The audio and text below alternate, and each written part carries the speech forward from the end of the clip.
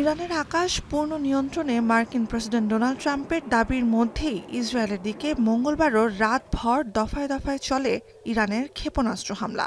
ইসরায়েলের বিমান হামলায় ব্যবহৃত ঘাঁটি লক্ষ্য করে এসব হামলা দাবি তেহরানের।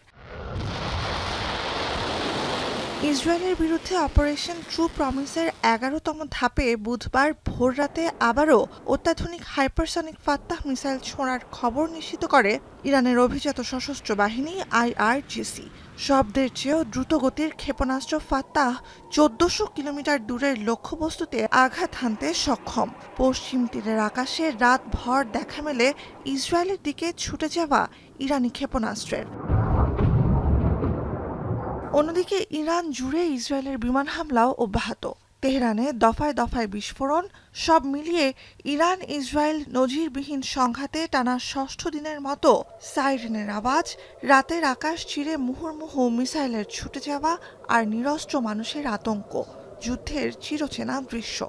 We've struck deep, hitting Iran's nuclear, ballistic and command capabilities. We are aiming at military targets. They are attacking civilian homes. Israel faces threats on many fronts. While we are working to remove threats from Iran, we are still fighting their proxy, Hamas in Gaza. সংঘাত তীব্রতর হতে থাকার মধ্যেই বিমানবাহী রণতরী নিমিৎজের পর এবার মধ্যপ্রাচ্যে আরও বোমারু বিমান মোতায়েন করছে ইসরায়েলের ঘনিষ্ঠতম মিত্র যুক্তরাষ্ট্র।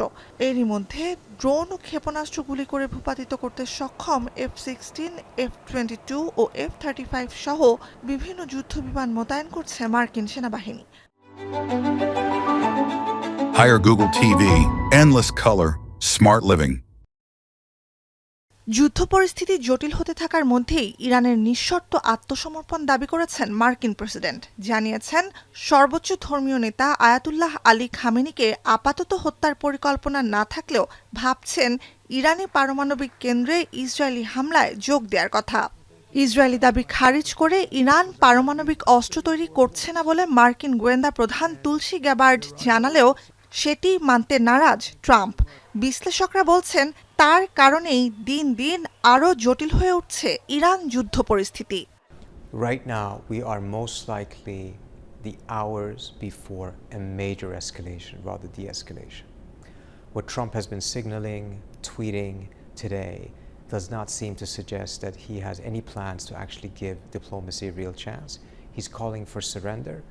I think he is likely miscalculating, thinking that the Iranians believe that surrender actually is an option. যুক্তরাষ্ট্রের সম্ভাব্য হামলার হুমকির প্রতিক্রিয়ায় যুদ্ধ শুরু বলে মন্তব্য করেছেন খামেনি। সামাজিক যোগাযোগ মাধ্যম এক্সে হুঁশিয়ারি দিয়ে বলেন, ক্ষমা করা হবে না ইহুদিবাদী শাসক গোষ্ঠী ও তাদের মদতদাতাদের, দেয়া হবে কঠোর জবাব। এ অবস্থায় ইরানের সামরিক অভিযানে যুক্তরাষ্ট্রের অংশগ্রহণ ঠেকাতে প্রেসিডেন্টের বিপরীতে সাংবিধানিক ব্যবস্থা নেওয়ার তোড়জোড় চালাচ্ছেন ডেমোক্র্যাট সিনেটর বার্নি স্যান্ডার্স সহ মার্কিন আইন প্রণেতারা। অন্যদিকে যুদ্ধ পরিস্থিতিতে নিরাপত্তাহীনতায় বুধবার থেকে শুক্রবার মার্কিন দূতাবাস বন্ধ জেরুজালেমে। নুজহাত কামাল, এখন বিশ্ব।